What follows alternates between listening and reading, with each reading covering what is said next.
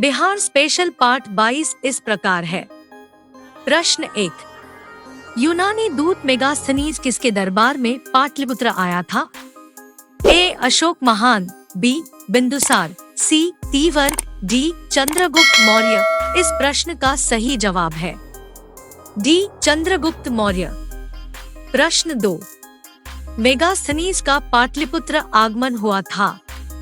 ए. 311 ईस्वी पूर्व में, बी.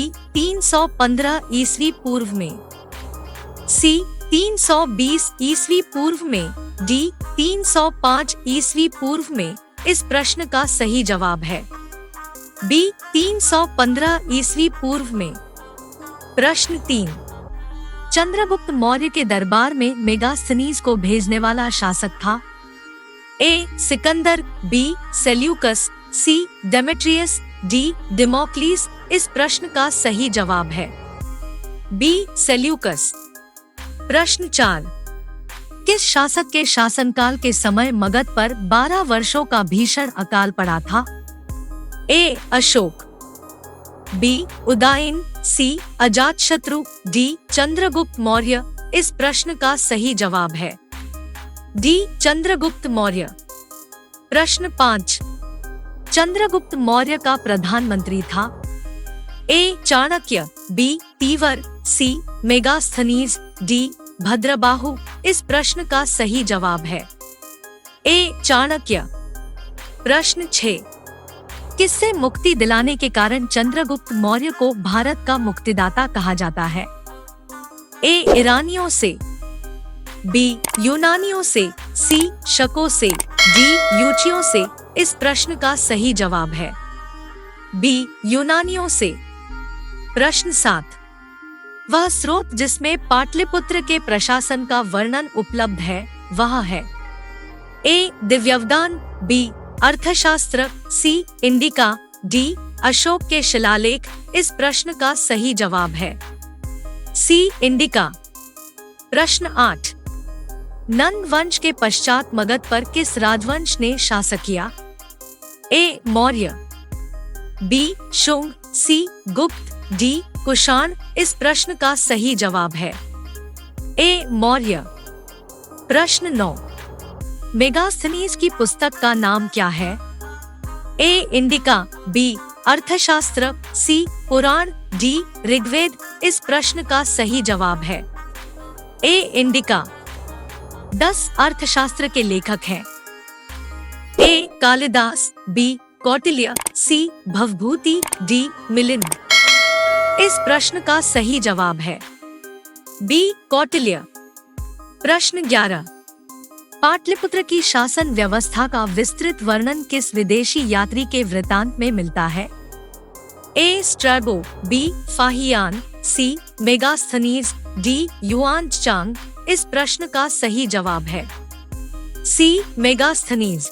प्रश्न 12, चंद्रगुप्त मौर्य के उपरांत मौर्य साम्राज्य का शासक बना? ए. अशोक, बी. बिंबिसार, सी. बिंदुसार, डी. तीवर। इस प्रश्न का सही जवाब है सी. बिंदुसार। प्रश्न 13, किस मौर्य शासक के दरबार में आजीवक भविष्यवक्ता पिंगलवत्स रहना था? ए. चंद्रगुप्त मौर्य, बी. बिंदुसार, सी. तीवर, डी. अशोक। इस प्रश्न का सही जवाब है बी. बिंदुसार। प्रश्न 14, अशोक द्वारा अपने पड़ोसियों के साथ मैत्रीपूर्ण संबंधों का उल्लेख मिलता है? ए. शहबाजगढ़ी अभिलेख में, बी. ब्रह्मगिरी अभिलेख में, सी. शिलालेख 13 में, डी. सोपारा अभिलेख में। इस प्रश्न का सही जवाब है सी. शिलालेख 13 में। प्रश्न 15, तृतीय बौद्ध संगीति का आयोजन किसके शासनकाल में हुआ था?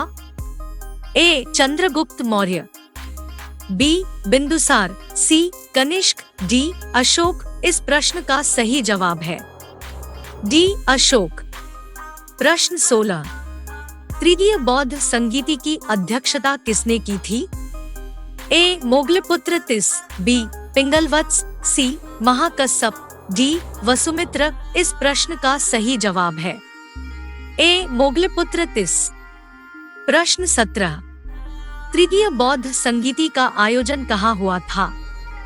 ए. राजगृह, बी. वैशाली, सी. कुंडलवन, डी. पाटलिपुत्र। इस प्रश्न का सही जवाब है डी. पाटलिपुत्र। प्रश्न 18, तृतीय बौद्ध संगीति का आयोजन कब हुआ था? ए. 251 ईस्वी पूर्व, बी. 269 ईस्वी पूर्व, सी. 234 ईस्वी पूर्व, डी. उपर्युक्त में कोई नहीं। इस प्रश्न का सही जवाब है ए. 251 ईस्वी पूर्व। प्रश्न 19, किस मौर्य शासक ने कलिंग पर विजय प्राप्त की थी? ए. चंद्रगुप्त मौर्य, बी. बिंदुसार, सी. अशोक, डी. उपर्युक्त सभी। इस प्रश्न का सही जवाब है सी. अशोक। प्रश्न 20, किस युद्ध में हुए भारी तबाही तथा जानमाल की हानि को देखकर अशोक का हृदय परिवर्तन हुआ और उसने युद्ध नीति त्याग कर धम्म नीति की घोषणा की थी? ए. कलिंग, बी. सिंधु, सी. कंबोज, डी. उपर्युक्त कोई नहीं। इस प्रश्न का सही जवाब है ए. कलिंग।